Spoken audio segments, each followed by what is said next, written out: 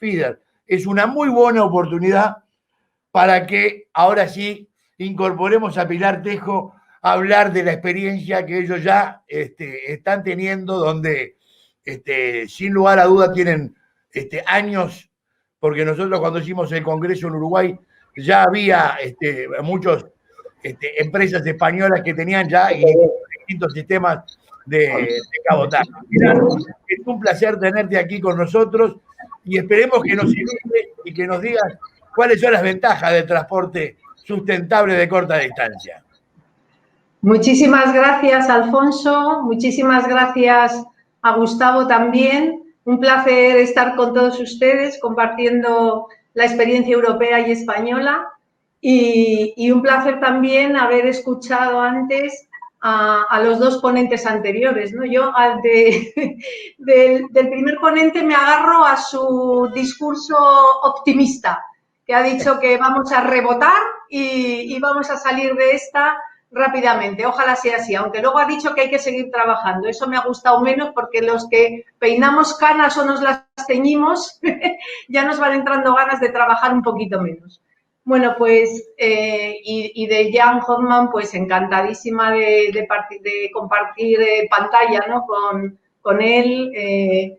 Alguna vez, aunque a lo mejor él no lo recuerde, hemos intercambiado correos electrónicos y siempre hay mucho que aprender de él. Y además el tema de la facilitación, también para nosotros en el Sourcing Shipping en Europa, para algunas cosas es una asignatura que todavía estamos desarrollando, Y ahora con el Brexit, que lo habéis mencionado y que es verdad que yo creo que para la Unión Europea es una mala noticia, pues entre otras cosas nos trae también problemas en el aspecto de facilitación de los flujos. Entonces, bueno, voy a ver si soy capaz de compartir la pantalla tal y como me han enseñado antes.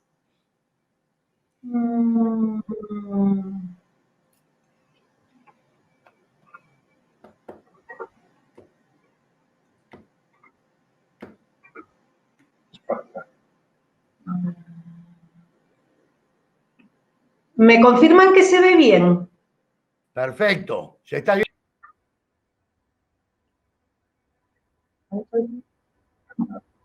¿Me lo confirmáis que se ve bien? Sí, se ve perfecto, Pilar, adelante, tranquila. Muchísimas gracias. Bueno, pues lo primero, comentar que en la Unión Europea la política de transporte, más o menos cada 10 años, se plasma en lo que se llama el Libro Blanco de Transporte. Ahora mismo el Libro Blanco de Transporte que está en vigor es el del año 2011 y lo primero que me gustaría comentar es la importancia que ese libro blanco y, por tanto, Europa da al transporte. Se considera que el transporte es fundamental para nuestra economía y sociedad, que las infraestructuras son determinantes para la movilidad y que las inversiones en infraestructura de transportes tienen un impacto positivo en el crecimiento económico, crean riqueza, puestos de trabajo, permiten aumentar los intercambios comerciales, la accesibilidad entre los territorios y la movilidad de las personas.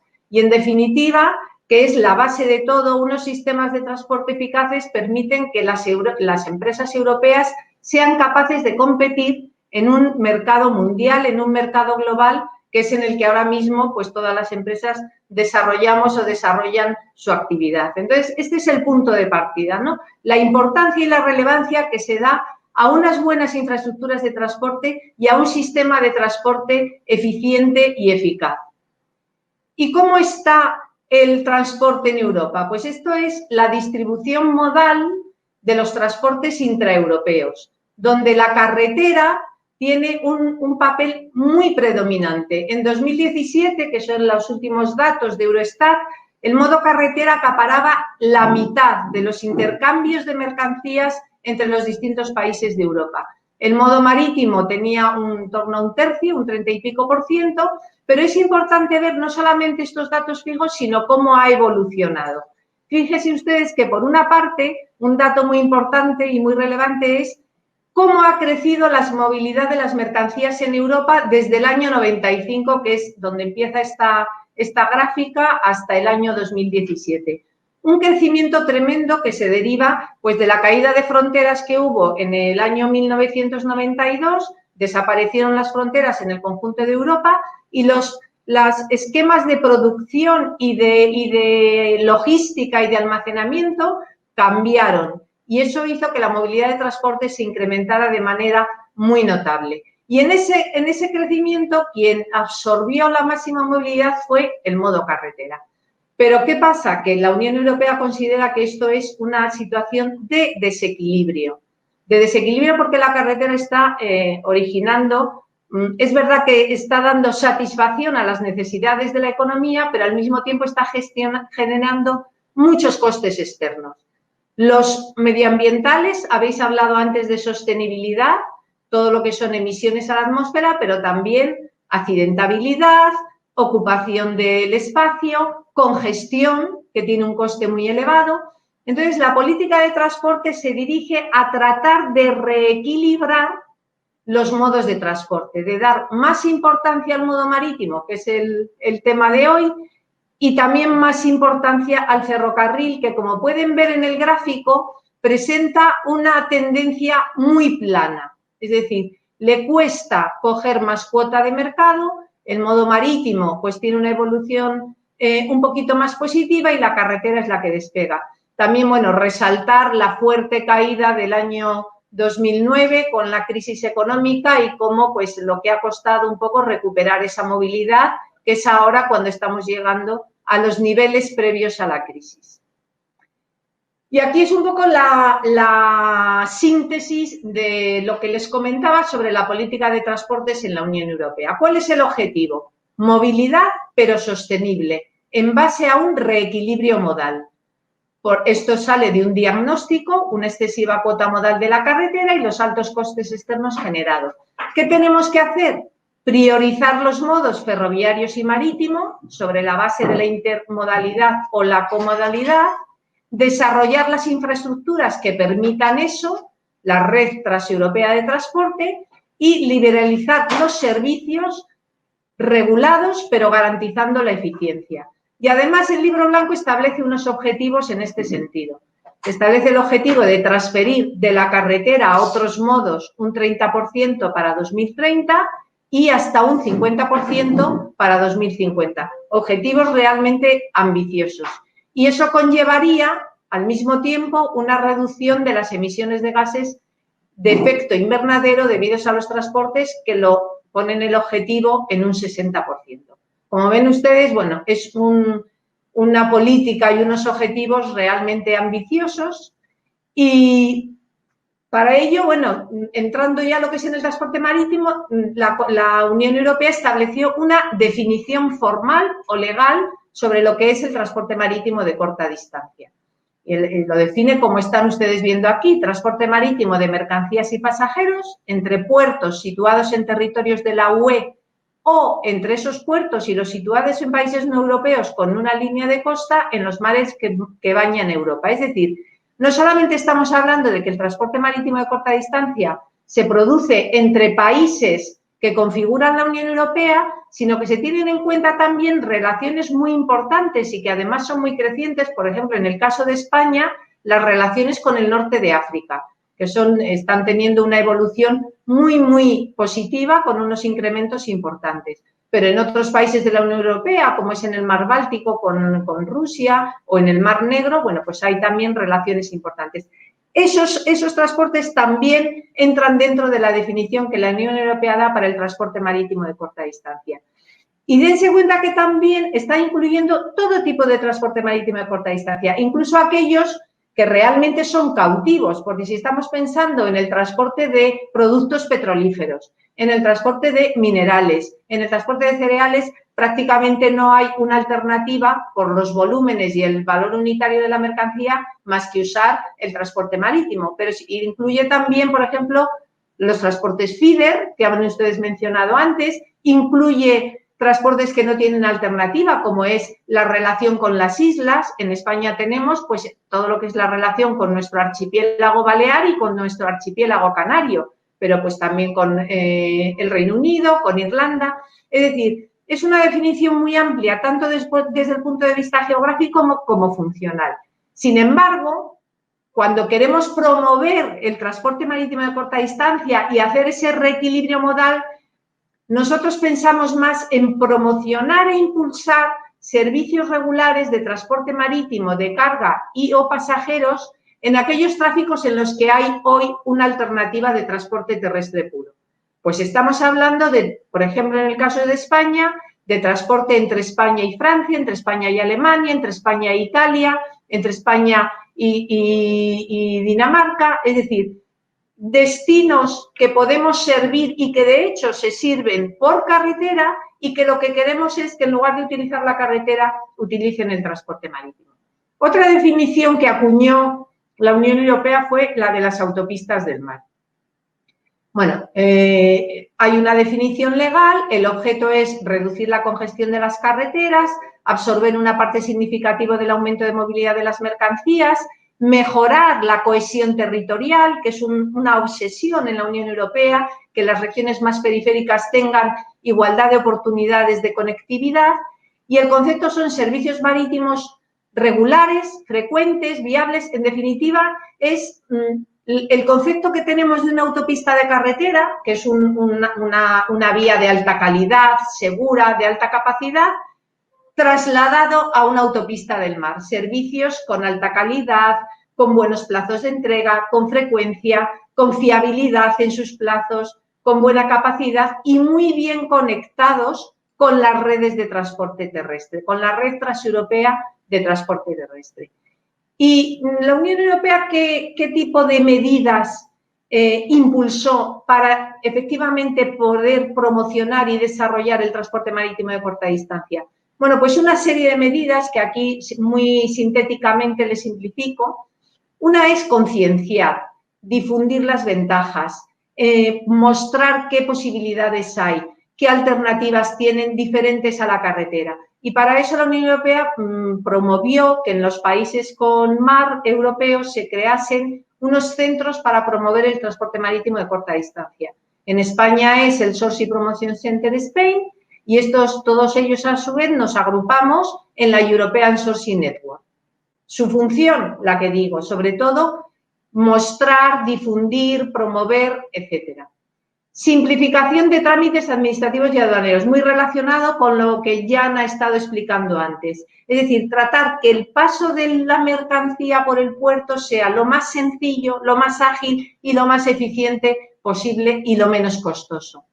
Mejorar la eficiencia a lo largo de toda la cadena multimodal y en particular de los servicios portuarios.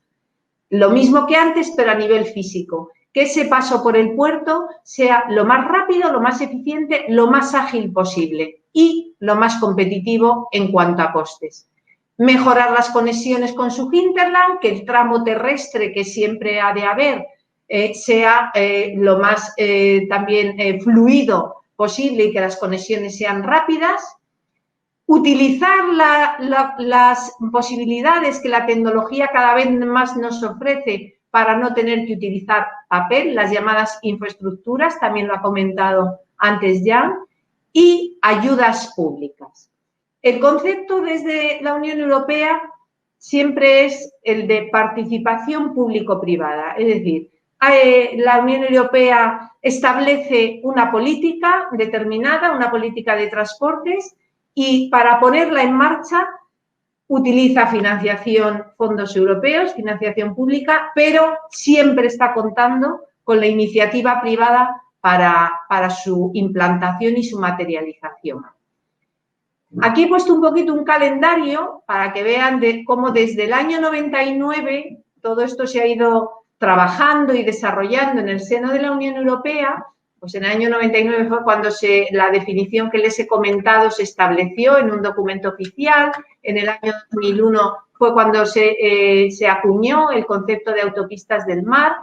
En el año 2004 es cuando las autopistas del mar pasan a formar parte de la red transeuropea de transporte y en el momento en que están dentro de la red transeuropea de transporte pueden ser objeto de financiación pública, de financiación europea, y eso fue un hito muy relevante. Y luego aquí les he puesto los programas de financiación que se aplican a distintos modos de transporte, pero que tenían también su aplicación al transporte marítimo de corta distancia y que tenían unos enfoques y contenidos diferentes. El programa Marco Polo estuvo funcionando desde el año 2003 hasta el año 2011, tuvo un presupuesto de 550 millones de euros y lo que financiaba era proyectos para el cambio modal, para trasladar mercancías de la carretera a otros modos, al ferrocarril, al marítimo, al fluvial, que en el centro de Europa tiene mucha importancia, igual que lo tiene en Sudamérica.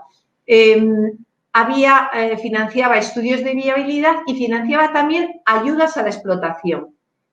El programa de las redes TEN-T, redes transeuropeas de transporte, también financiaba sobre todo proyectos de infraestructura para todos los modos, incluyendo el marítimo, logística y sistemas inteligentes de transporte.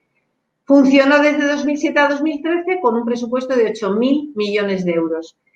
Ahora mismo está finalizando el programa Connecting Europe Facility, el programa CEF, ha estado funcionando desde 2014 hasta ahora, con un presupuesto de 33.000 millones de euros, de los que para transportes fueron 26.000 millones, y se está preparando la continuación de este programa para el próximo periodo 2021-2027. Bueno, pues aquí les comento un poco cómo era el Marco Polo. ¿Cuál era el concepto? Pues que si una naviera decidía poner un servicio regular entre 2 puertos o 3 de la Unión Europea, claro, el poner un servicio regular supone que hasta que se llega al punto de equilibrio económico, las pérdidas son relativamente importantes, porque un servicio regular, su base es que desde que se pone en servicio, tenga carga o no tenga carga, tiene que incurrir en los costes de navegación, en los costes de combustible, los costes de buque, los costes de escala, etcétera. Hasta que no llega al punto de equilibrio, las pérdidas pueden ser muy cuantiosas. El programa Marco Polo lo que daba era unas ayudas financieras para reducir ese riesgo empresarial, para cubrir una parte importante de esas pérdidas, de tal manera que las navieras se animasen a poner en marcha esos servicios. Y, de hecho, bueno, pues muchos servicios se implantaron gracias a estas ayudas. Tenían una duración determinada, que eran 3 años, era contra unas toneladas, kilómetros que efectivamente se trasladaban de la carretera al mar y pues unas dotaciones que estaban cuantificadas.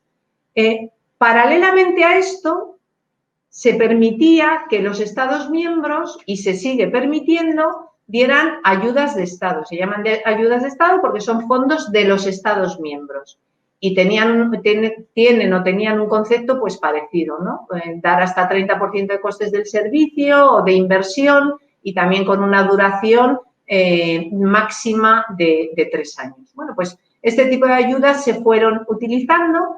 Y ahora, como les comentaba, el que está desde el año 2014 y acaba ahora y empieza el año que viene es el mecanismo Conectar Europa, que tiene como objetivos finalizar en 2030 la red básica y en 2050 la red global. ¿Qué son la red básica y la red global?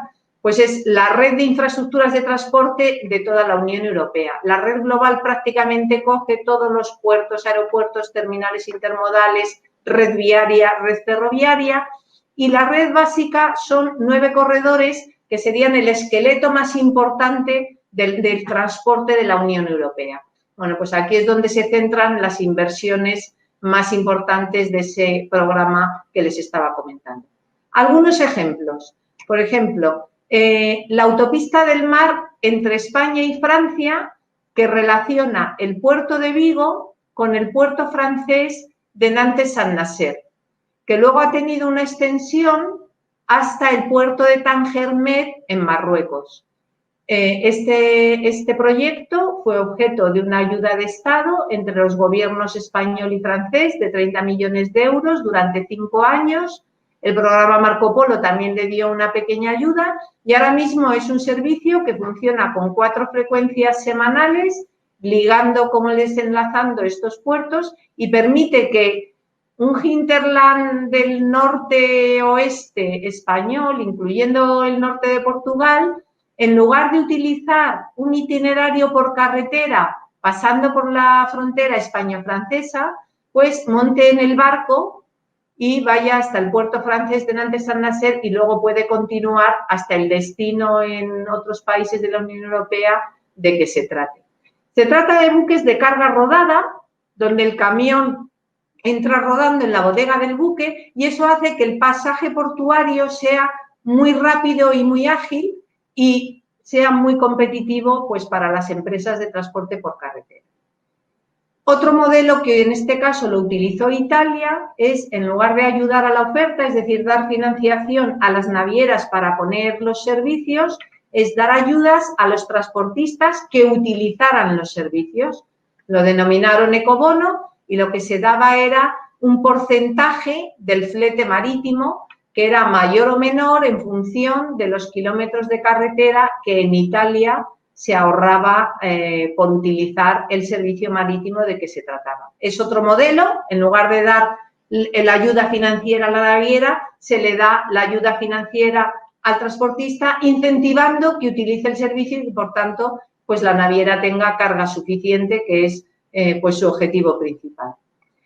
Como les comentaba, uno de los instrumentos para desarrollar el transporte marítimo de corta distancia fue la creación de los centros de promoción.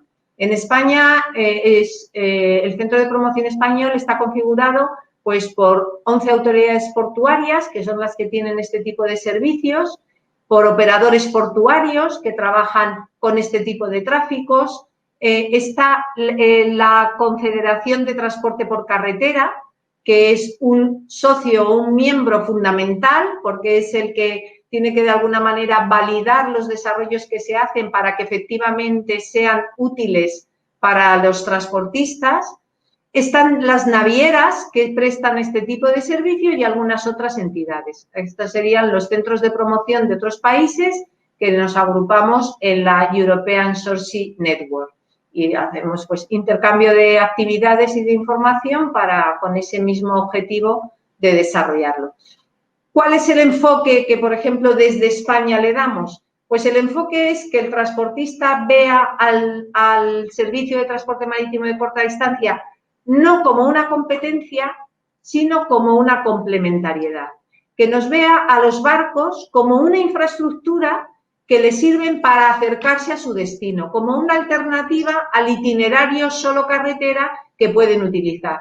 En lugar de decidir ir por una autopista, por un túnel, por un itinerario de carretera determinado, les decimos, vayan al puerto de Barcelona, tomen el barco de Grimaldi y llegan al puerto de Civitavecchia en Roma y estarán más cerca de su destino de una manera más sustentable y competitiva. Bueno, esa es la visión que intentamos trasladar a las empresas de transporte por carretera. ¿Y qué ventajas les puede proporcionar el utilizar un servicio regular de transporte marítimo de corta distancia? Bueno, la primera ventaja tiene que ser un menor coste.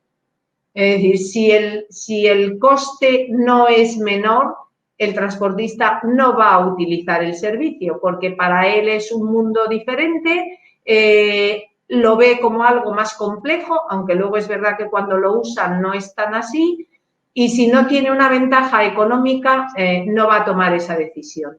Pero después, en muchos casos hay menores plazos de transporte porque aunque el barco sea más lento, no tiene que hacer los tiempos de descanso que la reglamentación europea obliga e incluso porque determinados itinerarios marítimos son más cortos, como este que les pongo aquí como ejemplo. Es decir, desde el puerto de Gijón al puerto de Nantes, la distancia es más corta que ir por carretera.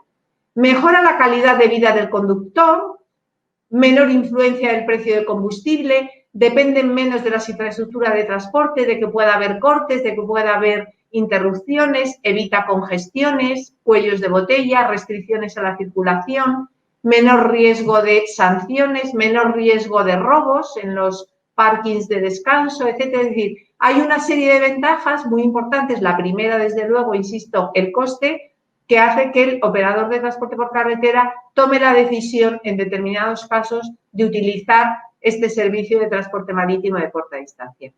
Desde el Centro de Promoción Español tenemos un observatorio estadístico que hacemos un seguimiento tanto de cómo evoluciona la oferta de servicios, de cómo evoluciona la demanda y su comparación con la carretera. Aquí, por ejemplo, pueden ver ustedes desde el año 2009 medido en metros lineales de bodega de buque de carga rodada, bueno, pues cómo ha ido evolucionando en nuestra fachada mediterránea y nuestra fachada atlántica la oferta de bodega para los vehículos pesados de transporte por carretera. Y aquí pueden ver ustedes cómo para la fachada mediterránea y para la fachada atlántica, cómo ha ido desde el año 2009 incrementándose. En el caso de la fachada mediterránea prácticamente se ha duplicado, en el caso de la fachada atlántica con menor volumen, pero también en los últimos años hay un crecimiento importante. Bueno, pues cómo eso nos permite monitorizar cómo pues toda la labor que se está haciendo, cómo se traduce en efectividad, ¿no? Cuantificamos en el orden de 600.000 los vehículos que el año pasado, 2019, pues utilizaron el transporte marítimo de corta distancia en lugar de ir por carretera. Y también lo comparamos con la carretera y vemos pues qué parte de los flujos que van por carretera utilizan los servicios de transporte marítimo de carga rodada. Y tenemos un ejemplo muy importante que es la relación con Italia, donde la mitad prácticamente, el último dato es de 2018, el 50% prácticamente de los camiones, es decir, de cada 2 camiones, 1 se monta en un barco en lugar de seguir el itinerario por carretera para llegar a Italia. Luego, pues con Reino Unido está en un 22%, con Bélgica en un 10% y luego con otros países se reduce porque, bueno, también hay transportes de corta distancia que nunca van a utilizar el modo marítimo porque realmente pues no es una alternativa para ellos. ¿Cuántas autopistas del mar tenemos ahora mismo en España? Pues tenemos esta que pueden ver ustedes aquí. Son servicios que por lo menos tienen 3 frecuencias semanales, pero como pueden ver, algunos de ellos pues son diarios. Aquí tienen 7 frecuencias, 7, 6, 6, 5. En la fachada atlántica tenemos relaciones con Francia, relaciones con el Reino Unido y relaciones con Bélgica. Y en la fachada mediterránea tenemos varias relaciones con Italia y unas cuantas también con el norte de África, con Tánger Med y con otros puertos del norte de África, con Nador. Hemos puesto aquí también la naviera para que vean ustedes cómo todos ellos son servicios que son de empresas privadas, es decir, Flotas Guardias es una empresa española, Brittany Ferries es una empresa francesa, CLDN es una empresa belga, Grimaldi es una empresa italiana, Transmediterránea Naviera Armas es una empresa española y también un tema relevante es que algunas de las relaciones son servicios mixtos, carga rodada pasaje. Es decir, la naviera al combinar, al hacer este mix de carga y pasaje, consigue viabilizar el servicio y poder dar más frecuencia y de esta manera está dando un mejor servicio también a la mercancía. Aquí están los tiempos de transporte que en todos los casos, bueno, pues según son menores o mayores, pero en todos los casos pues son, no sobrepasan prácticamente los 2 días. Otro ejemplo de autopistas del mar, pues la España-Italia de Grimaldi, que va desde Barcelona a Civitavecchia. Civitavecchia es el puerto de Roma, tiene un plazo de transporte de 20 horas, tiene salidas prácticamente diarias, 6 salidas por sentido y por semana, y son buques ferry que, por tanto, bueno, pueden llevar vehículos acompañados y no acompañados. Cuestión también que es relevante, el vehículo acompañado es más fácil para el transportista, no necesita tener en destino una delegación o un corresponsal, pero también es más volátil para la naviera porque puede en cualquier momento tomar la decisión de no utilizar el barco. El vehículo no acompañado es más eficiente, utiliza menos espacio de bodega, no paraliza la cabeza tractora, pero requiere una mayor organización por parte de la empresa de transporte por carretera. Otra autopista del mar, en este caso en la fachada atlántica, es España con el Reino Unido y tiene 4 salidas por semana y sentido, pero bueno, combinando Santander y Bilbao con varios puertos del Reino Unido, tiene hasta 10 salidas semanales desde España. También son buques ropás y algún ro-ro, y permite que vayan vehículos acompañados con la cabeza tractora y el conductor o solo el semirremolque. Y por último, solamente les quería mostrar una herramienta que desarrollamos y que la pueden utilizar porque está de acceso libre a través de la web de la asociación del Sourcing Promotion Center, que es un simulador de cadenas de transporte que lo desarrollamos dirigido a las empresas de transporte por carretera para que pudiesen comprobar cómo para determinadas relaciones, introduciendo un origen en España y un destino en Europa, pues tiene aquí todos los servicios marítimos de corta distancia que admiten camiones desde puertos españoles, puede introducir todos los datos de su viaje y el simulador le proporciona los datos de si hace el recorrido solo por carretera o utilizando algunos de los servicios marítimos.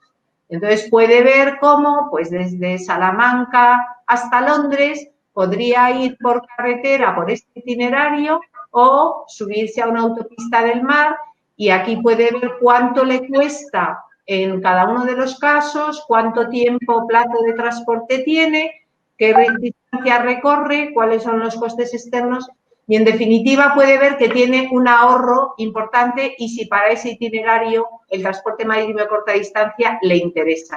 Luego puede ir pinchando en un link todos los datos de la naviera para ponerse en contacto, etcétera, ¿no? El valor que tiene es que el dato del flete, aunque está siempre sujeto a la negociación entre la naviera y el operador de carretera, pero es un dato que nos da la naviera y que como referencia es lo suficientemente bueno para que el operador de carretera pueda ver si le interesa o no le interesa utilizar el servicio. Bueno, pues aquí les muestro algunas salidas, ¿no? En este caso, pues entre Salamanca y una ciudad italiana o otra ciudad italiana utilizando un servicio desde Valencia. Y nada más. Muchísimas gracias por su atención. Creo que me ha ajustado al tiempo y estamos a su disposición para cualquier cuestión que nos quieran plantear. Muchas gracias. Sí, muchísimas gracias, Pilar. Realmente uno tiene la sensación, por lo menos a nosotros desde este lugar del planeta, nos da mucha envidia que las billeteras nuestras sean distintas a las que tienen ustedes para fomentar este tipo de emprendimientos sustentables que sin lugar a dudas llevan esfuerzo. Pero me pregunto, ¿cómo se hace para que la relación entre los transportistas navieros y transportistas carreteros lleguen a un acuerdo? ¿Fue una tarea fácil? ¿Es viable para Uruguay, Brasil, Paraguay, para el Mercosur, que nos une una hidrovía muy grande, utilizar ese tipo de cosas? ¿Vos lo ves viable? Estoy convencida de que eso es posible. No es fácil, no es fácil. Es decir, aquí en España llevamos una labor ahora va a ser 20 años, desde que en el año 2002 se generó este centro, esta asociación que le comento, y trabajando con las empresas de transporte. No es fácil, pero se puede hacer. Es muy importante esa labor de impulso y de ayuda gubernamental. En nuestra asociación está Puertos del Estado, están las autoridades portuarias y están las asociaciones sectoriales, la de los transportistas por carretera, la de los transitarios, freight forwarders, es decir, tenemos a todos los agentes sentados a la mesa para hablar el mismo idioma, pero luego las navieras tienen que poner el servicio y el servicio tiene que ser competitivo, y ahí también la ayuda desde el sector público y el impulso y la facilitación son muy importantes, pero por supuesto que se puede hacer, y además desde la asociación ofrecemos toda nuestra colaboración y ayuda en todo lo que les podamos servir, encantados de hacerlo. Perfecto, vamos a tratar. Ya han estado preguntando que por favor dejen la presentación, hay muchos interesados.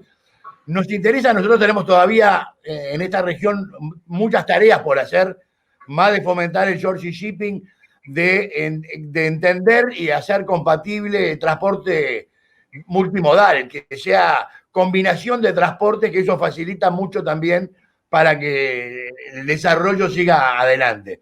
Ojalá que los tiempos nos ayuden. Seguro realmente muy agradecida.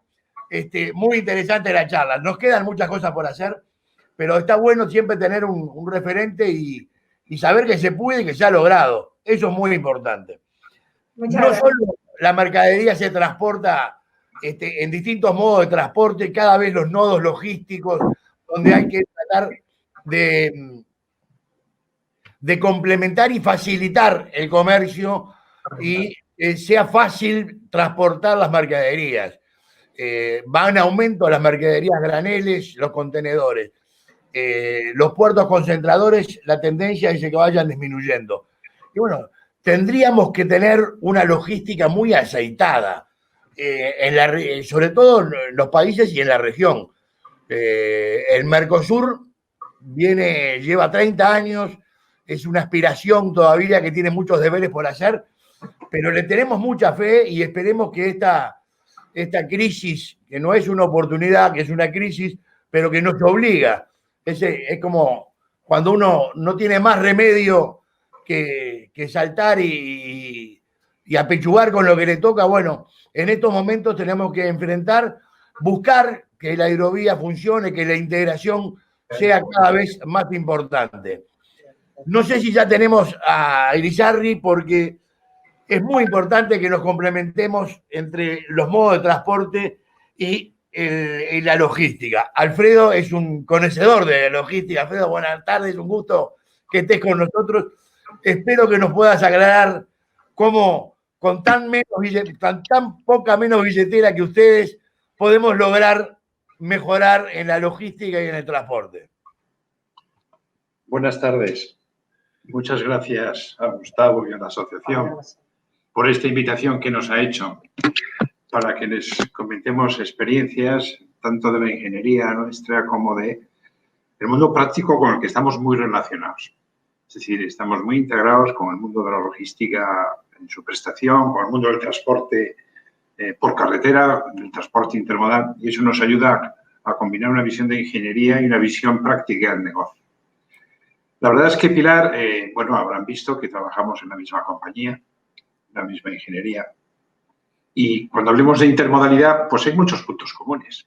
Inevitablemente, la intermodalidad marítima y la terrestre tiene unos fundamentos muy similares, de manera que voy a pasar por encima de ellos. Si fuera solo la marítima o solo la terrestre, en la que yo me voy a centrar, la carretera ferrocarril, pues habría que explicar con detalle estos fundamentos. Porque no todo es oro lo que reluce, querido modelador. También en la vieja Europa pues tenemos muchas asignaturas pendientes, pero algunas se van aprobando y se van aprobando a base de esfuerzo, y anticipo parte de mi exposición. Es clave la colaboración público-privada, cada uno en sus justos, digamos, ámbitos, y que no se pisen sus roles, porque cuando hable ahora de la intermodalidad ferroviaria, veremos que parte del problema reside en que, en concreto, el sector público en materia ferroviaria en todos los países centro y sureuropeos sigue teniendo un peso excesivo. Y digo excesivo con una afectación no política, sino ingenieril y de mercado. Es decir, las fuerzas, digamos, de los operadores son críticas para que el nivel de calidad sea el exigido. Yo también cumplo el compromiso con Gustavo, que me dijo que no se me ocurriera dar unas palabras, sino hacer una ponencia para distribuirla a sus asociados. Aquí la tienen. Realmente, como digo, algunos temas pueden tener convergencia con lo que ha expresado Pilar. Para que sea sostenible tiene que ser posible el transporte marítimo, intermodal marítimo o el intermodal terrestre. Y tiene que ser posible si se adapta a lo que pide el mundo. Es decir, el mundo de la producción. Muy rápidamente, luego como tendrá la ponencia, simplemente decirles algo que Pilar ha esbozado, y es que el volumen de movimientos de las mercancías, esta línea que se ve por aquí, es muy superior al Producto Interior Bruto a nivel mundial. Es decir, mareamos las mercancías mucho más que lo que producimos. Hay ejemplos paradigmáticos de marcas textiles que hacen el algodón en un país, lo refinan en otro, lo tienen en un tercero, luego digamos, hacen las camisas y las prendas en un cuarto y al final acaban vendiendo en un quinto. Económicamente el modelo les sale bien, pero desde el punto de vista de sostenibilidad ambiental ese modelo es insostenible a medio plazo. Yo diría que incluso a corto plazo. La segunda consideración es que todo el mundo lo quiere todo rápido, a tiempo. Hablo del mundo de la fabricación, hablo del mundo del consumidor. Lo acabamos de vivir con esta terrible pandemia que hemos pasado, ojalá solo sea la primera fase, pero bueno, estamos teniendo, al menos en nuestro país y en la vieja Europa, repuntes. Confiemos en que la sensatez nos lleve a ser más cautos. Pero todo el mundo presiona la logística. Yo recuerdo antiguamente que para ir de España a Alemania un camión, pues había que estar 2 horas en la frontera, 2 días en la frontera de Irún, y al llegar a la frontera franco-belga, pues otros 2 días, y aquello, pues, era un conflicto para que la producción pudiera ser más eficiente. Todo esto se ha logrado, desde luego, en nuestro continente. Pero como somos, pues ya con el Brexit, pues ya tendremos ahora algún tipo de nuevas fronteras, ya veremos de qué nivel y qué impacto, ¿no? Pero las exigencias de la producción, pues han presionado muchísimo los servicios logísticos. Se hablaba del justo a tiempo o justo en el tiempo, las ventanas horarias. No llega usted rápido, llega cuando yo le digo que llegue. El precio de los productos, la competitividad es brutal. En consecuencia, la logística tiene que ser muy económica porque para 1 kilo de arroz el coste logístico es el 40% del producto, aunque solo sean 40 céntimos de dólar. Para un ordenador es el 10, pero si vale 1.000 euros son 100. En definitiva, hay una presión enorme en las exigencias, en el precio y en el servicio.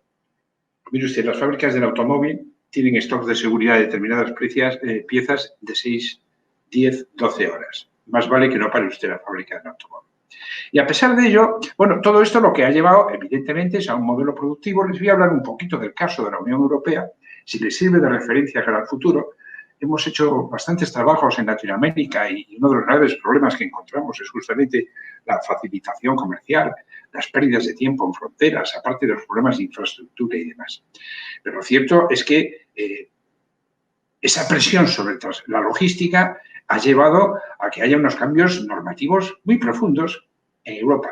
Es decir, de alguna manera hay una única normativa para todo el continente europeo, integrado en la Unión Europea, hay una armonización técnica, hay unas condiciones sociales únicas, todo el mundo puede conducir las mismas horas y descansar obligatoriamente otras. Es decir, nos han llevado por un camino normativo que da igual que uno sea transportista español que alemán. Y en consecuencia, o búlgaro o rumano, que son los de la nueva ampliación, o de estos países, y ello ha generado pues una enorme eficiencia en el sistema de transportes. Y los modos que han respondido a esa exigencia han crecido brutalmente y los que no se han quedado absolutamente rezagados. Y los nuevos modelos logísticos se basan en la eficiencia, en la economicidad y la fiabilidad. Y ha cambiado el mundo del transporte en la Unión Europea. Y todo esto lo mezclamos con este pequeño mapa que habrán visto 1000 veces de que nos encontramos situados por aquí en el centro del cinturón del mundo y con China abasteciéndonos cada día más de productos a toda Europa que llegan a los grandes puertos del centro de Europa, pero también a los puertos significativos de la península ibérica y que hace que todo el sistema logístico terrestre luego funcione tanto a nivel interno como a nivel de conexión entre los países de la Unión Europea. El resultado es esto, un lío. Una malla de infraestructuras de carretera y ferrocarril en la Unión Europea que hace que ciertas autopistas del norte de Francia, por poner un ejemplo, si uno va de París hasta el puerto de Amberes, pues son 4 carriles de autopista por sentido, 2 o 3 de los cuales son camiones.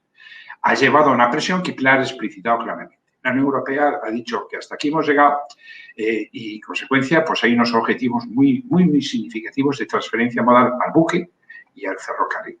¿Qué es lo que ha ocurrido en España y en Europa cuando las exigencias de la producción y de los servicios logísticos se han disparado?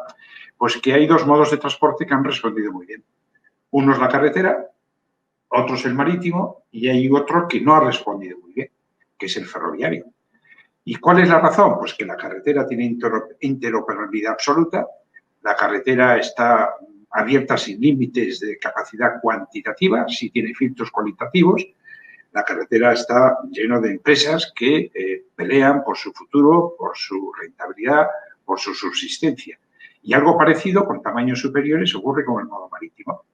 El modo marítimo pues, también está lleno de compañías que buscan su desarrollo y su ubicación en el mercado. Y el modo ferroviario se estancó.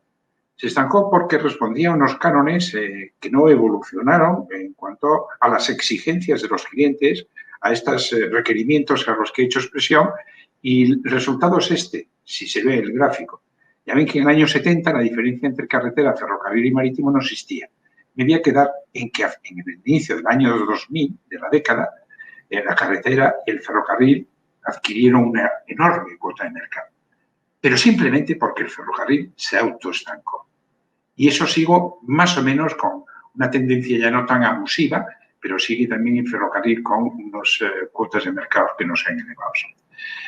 Pero aparecen nuevas reflexiones. Haciendo Pilar, los costes externos. Ahora mismo la presión social, la presión política dice que no es viable que el ferrocarril tenga este tipo de costes externos en estas cuantías, en sus diversos conceptos, y la carretera pues siga manteniendo unos muy elevados costes externos. De ahí vienen esas reflexiones de acotar cuál es el porcentaje de la mercancía que puede ir por carretera en el año 2030 y cuál en el año 2050. Objetivos que, bajo mi punto de vista, o mucho cambian las cosas o no van a ser posibles. El transporte ferroviario en nuestro país se cayó de una forma notable. Se disminuyó por 2 desde los años 1960-70 hasta los años 2018-2019. Aquí, sin embargo, ven un fenómeno. El ferrocarril era público, 100%. Las infraestructuras y los servicios, bien del Estado o bien de administraciones autonómicas. Aparece un color azul, que son las entidades privadas, cuando a partir del año 2005 aproximadamente se cambió la normativa y empieza a recuperar un poco de volumen el ferrocarril en nuestro país. Pero globalmente, lo digo porque no piensen que aquí es maravilloso el transporte, digamos, intermodal, pero sí que estamos en ellos con unas políticas muy decididas de implantarlo. La cuota de mercado del ferrocarril en España es terriblemente baja, 1,8% en volumen, un 4 y pico en toneladas kilómetro. La intermodalidad aflora. Estas son cuotas de incremento de la intermodalidad, sobre todo marítima. La intermodalidad terrestre se estanca, carretera, ferrocarril, sobre lo que ahora voy a hacer una serie de reflexiones. Y, sin embargo, sabemos que nuestro tiempo para alcanzar las cuotas que se dice en la Unión Europea se acaba.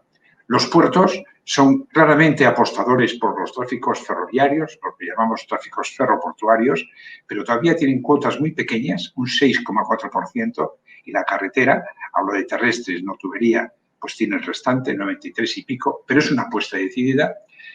Y el resto de los grandes países europeos han logrado controlar la caída del ferrocarril. Se mueven en cuotas, pues, algunos países muy significativos, el caso de Alemania es probablemente el más claro. La media de la Unión Europea, pues, mueve en cuotas del entorno del 15%, y otros grandes países tradicionalmente ferroviarios, como es Francia e Italia, pues mantienen cuotas en el mercado del entorno del 10% sobre el conjunto. Hemos planificado mucho en nuestro país, también hemos visto que se ha planificado mucho en países latinoamericanos, en algunos de los cuales pues, hemos tenido la fortuna de participar. Pero estos son los tráficos intermodales de nuestro país. Los rojos, los más intensos, los azules, los siguientes intensos. Y todos los tráficos se mueven por aquí, en carretera o en ferrocarril, hablo de lo terrestre. ¿Y por qué se mueven el 98% por carretera y el 2% por ferrocarril? Las causas son las que he apuntado. Falta eficiencia, agilidad, economicidad en el modo ferroviario. Y la gran apuesta, y esto es nuestra visión de lo que es nuestro país bajo un punto de vista logístico, nuestra visión en la planificación que se ha hecho es apostar por la intermodalidad. Es decir, no entendamos que la carretera es enemiga del ferrocarril ni del buque, Pilar lo ha señalado bien. Entendamos que la carretera y el ferrocarril pueden tener una relación estrechísima. Sin duda, el mayor nicho de mercado para el ferrocarril entendemos que es el intermodal. Es que los transportistas de carretera se suban al tren. Por supuesto, al margen de los tráficos portuarios, y es que utilice pues, mucho más masivamente el contenedor, que ya tiene una cuota significativa. La mitad de los tráficos españoles de ferrocarril son portuarios, son contenedores. Esto no es sencillo, porque en una cadena intermodal tenemos que hacer un acarreo de carretera normalmente en destino, otro en origen, perdón, otro en destino. Tenemos unos costes en una terminal intermodal, porque hay que utilizar pues, unas grúas en movimientos verticales en general, hay un tramo ferroviario y la suma de todos estos costes tan solo hace rentable como el marítimo el transporte intermodal cuando las distancias ferroviarias son muy largas y las distancias carreteras, los acarreos, son muy cortos. costos. Apuntaría que cuando analizamos la intermodalidad terrestre, pues tenemos que considerar los dos grandes sustentos infraestructurales, las vías, las lineales y las nodales. Hago estas reflexiones sobre estas infraestructuras para ver quién las está construyendo, quién las está gestionando.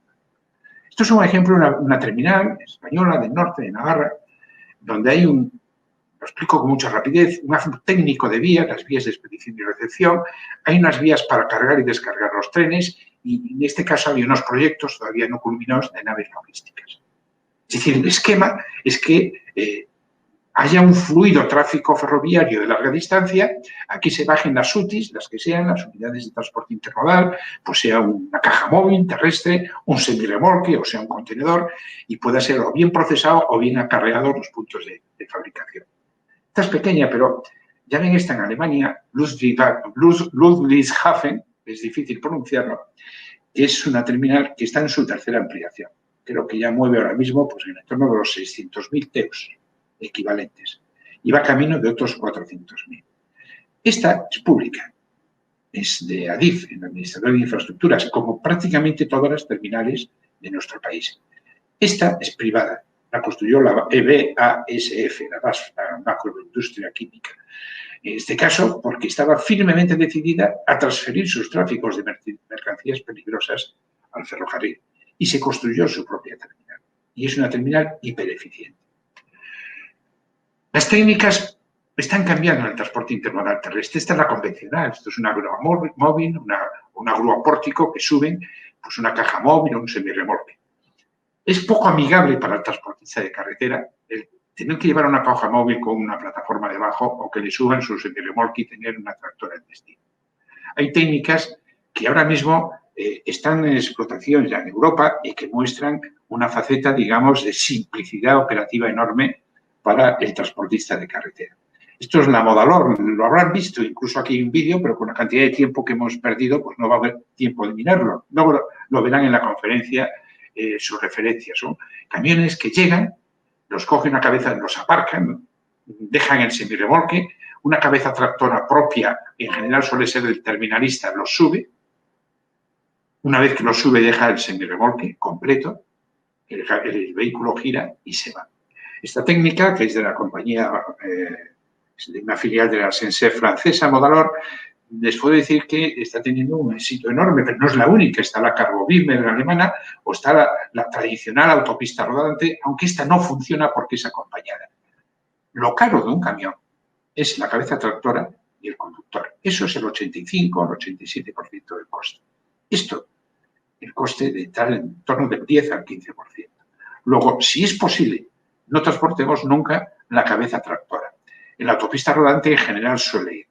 Y por eso se utiliza tan solo los grandes accidentes geográficos, el Canal de la Mancha o los túneles de los Alpes o temas de este tipo. La red de transporte intermodal en Europa pues, es la misma red, digamos, ferroviario que existe. Ven que es una densidad enorme y siempre tiene nodos, que son los puertos, generadores de un enorme porcentaje. Hay casos muy significativos de utilización ferroviaria en los puertos. Puertos como Amberes, o como Rotterdam, o como Hamburgo. En algunos de ellos salen 100, 200 trenes diarios de mercancías hacia el interior de Europa. Han logrado pues, ir evitando el transporte carretero de esos gigantescos flujos, la mayoría de los cuales vienen de Asia y que dan, digamos, servicio a toda la Unión Europea, sobre todo en la zona central. Se apuesta siempre por las largas distancias, porque es la única manera en que se pueda, como antes decía, viabilizar este tipo de transporte, porque, como antes comentaba, los acarreos pueden desvisualizarlo. Mire, si tenemos un acarreo determinado y un tramo pequeño ferroviario, este coste de fricción en la intermodal, en la estación de transferencia modal, hace inviable. Minimiza el impacto del transporte ferroviario, que es más económico que el transporte de carretera. Si tenemos un transporte de 1000 y pico kilómetros, pues el transporte ferroviario, ese tramo gana potencia y difumina el impacto de los costes de fricción de la terminal intermodal. Lo baja un 2,6, cuando antes teníamos prácticamente el doble. Lo viabiliza o no lo viabiliza.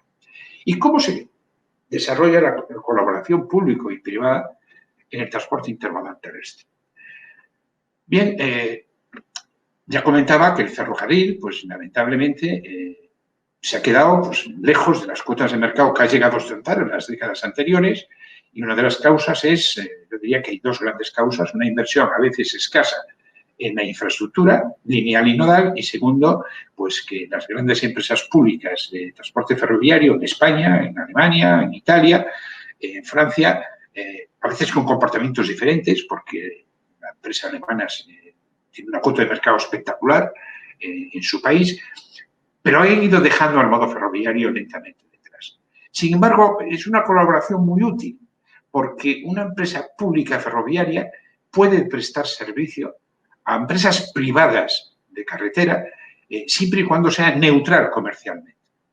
Y creemos que eso es uno de los fundamentos que ha dado lugar a la realidad de las primeras autopistas ferroviarias. Llamamos autopista ferroviaria a un transporte intermodal que, como en el caso marítimo, tiene muchas frecuencias. Entre la frontera franco-española de la Junquera, el de Gurú, sale un ferrocarril que llega a Bettemburg, en la zona de Luxemburgo. Son 1000 y pico kilómetros y están saliendo entre 4 y 5 trenes diarios. Y suben llenos de semirremolques y con una eficiencia espectacular. Está demostrando, bueno, ya existe otra entre también esta zona que les he citado, de la frontera franco-española, en la Junquera, Legulú, y que va hacia la zona del Canal de la Mancha para pasar por debajo del mar. Hay otros proyectos en Francia en desarrollo, hay alguna funcionando ya en Alemania, yo creo que son 2 o 3, y en España tenemos de momento muchos estudios, pero ninguna funcionando con estas características. Pero igual que la alta velocidad ha sido el milagro para los viajeros, para los ferrocarriles, las autopistas ferroviarias serán un factor de uso realmente masivo. Las condiciones es que cumplan los requerimientos de los cargadores y de los operadores logísticos y que sea económico bajo el punto de vista de su explotación. En cuanto a las infraestructuras, es otro ejemplo de que empieza a haber una colaboración pública y privada. Hace escasos semanas hemos entregado un estudio a ADIF, al Administrador de Infraestructuras, mediante el cual preguntaba cuál es el modelo futuro de promoción, es decir, la inversión y de explotación de las terminales intermodales de mercancías en nuestro país. Y las conclusiones han sido claras, es decir, ir reservando el papel de lo público para ciertos campos y dejar el campo abierto a lo privado. Lo público controlando globalmente la instalación, sobre todo cuando está en la red general española de interés ferroviario, haciendo esas inversiones que son muy difíciles de justificar bajo un punto de vista financiero y dejando que los privados inviertan en equipos móviles, en naves logísticas intermodales y, sobre todo, apliquen su conocimiento y apliquen su capacidad comercial de llevar tráficos. Este tema exige 2 varas de medir en la evaluación. La evaluación, si la hacemos financiera, prácticamente inviabiliza todas las terminales de este tipo. Pero si hacemos una rentabilidad socioeconómica que tiene en cuenta no solo lo financiero, que es lo que busca obviamente el capital privado, sino lo que aporta a la comunidad bajo el punto de vista medioambiental, que es perfectamente monetizable, bajo el punto de vista, digamos, de generación de empleo en la zona donde se posiciona, bajo el punto de vista de generación de PIB, les garantizo que los ratios de TIR y de valor actualizado neto, bajo estas metodologías que están totalmente implantadas en la Unión Europea y en todos los países de la Unión Europea, justifican este tipo de inversiones. Este mismo problema lo hemos encontrado con las plataformas logísticas, cuando hemos tenido la oportunidad, logísticas intermodales o no, en muchos de los países latinoamericanos. La tendencia a sacar directamente proyecto, construcción y la explotación se encuentra con que hay partes de este tipo de plataformas que solo se justifican no bajo un punto de vista financiero privado, sino bajo el punto de vista que he dicho social y económico. La suma de ambos conceptos permite que lo público tenga un rol y que lo privado, con sus conocimientos y su capacidad comercial, se integre en este tipo de iniciativas.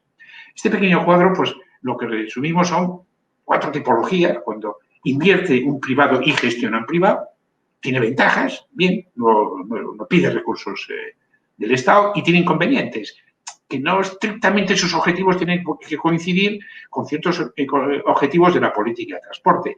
Tenemos, cuando es pública, la inversión bien directa porque gestiona, esto se está muriendo, porque no ha demostrado eficiencia en general. Se está yendo al modelo landlord portuario, que es más bien este. La pública indirecta. Puede haber inversión en ciertos campos de estas terminales intermodales, como de los puertos pública, y la inversión en las terminales o las áreas más logísticas o de transferencia modal, pues el mundo privado, que tiene mucho conocimiento y también tiene capacidad inversora, pues es capaz de entrar en ellas. Es un modelo, bajo mi punto de vista, que es de garantía de éxito por lo que hemos analizado, tanto en el mundo portuario como en el mundo intermodal. Cada uno hace su papel, el rol de lo público y el rol de lo privado. Y como me he comido mi tiempo con nuestro desconocimiento del sistema de comunicación, pues le agradezco mucho la atención y les pido nuestras disculpas.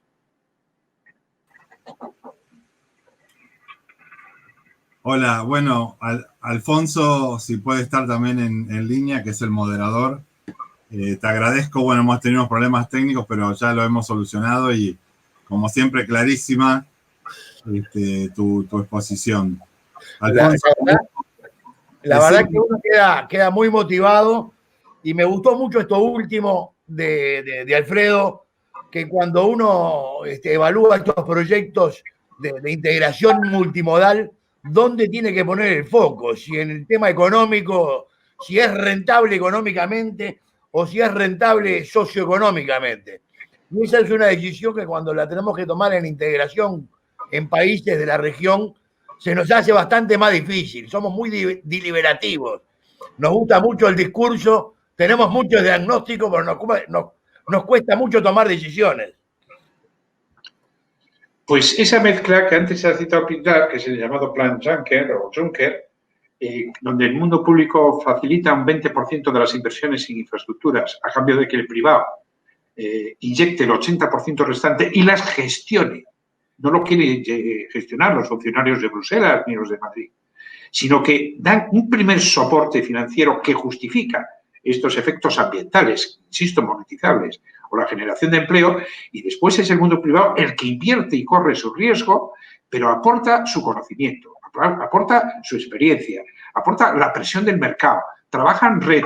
Y esa es la mezcla que permite al buque llevar camiones, a los puertos funcionar en su auténtica dimensión, que permite a las terminales intermodales ferroviarias hacer bien este trabajo, hasta la migración que se está haciendo en Alemania, en Francia, en Italia, en España, y que finalmente estoy convencido que será un impulso inmenso, no solo la presión fiscal ni la presión policial, digamos, de los agentes de movilidad, que permita que el transporte intermodal ferroviario alcance cuotas muy deseables de transporte.